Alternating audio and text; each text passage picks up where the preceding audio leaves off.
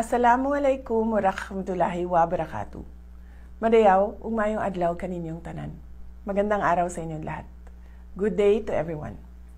Ngayong ipinagdiriwang natin ang Indigenous Peoples Month at ika-28 taon ng Indigenous Peoples Rights Act o IPRA, ating kilalanin ang walang kapantay na ambag ng ating mga katutubong mamamayan sa pangangalaga ng ating kalikasan, pagpapayaman ng ating kultura at pagpapalago sa karunungan ng ating bansa.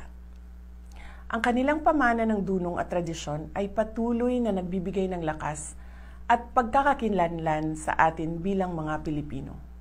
Patunay ng kanilang matibay na paninindigan at pagmamahal sa lupang ninuno at sa kinabukasan ng susunod pang salinlahi. Naway patuloy nating pahalagahan, pangalagaan at parangalan ang kanilang mga karapatan at kultura.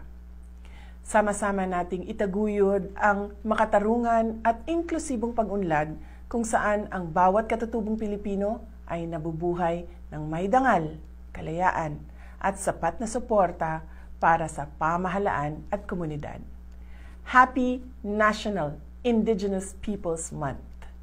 Mahalin natin ang Pilipinas para sa Diyos sa bayan at sa bawat pamilyang Pilipino. Syukran.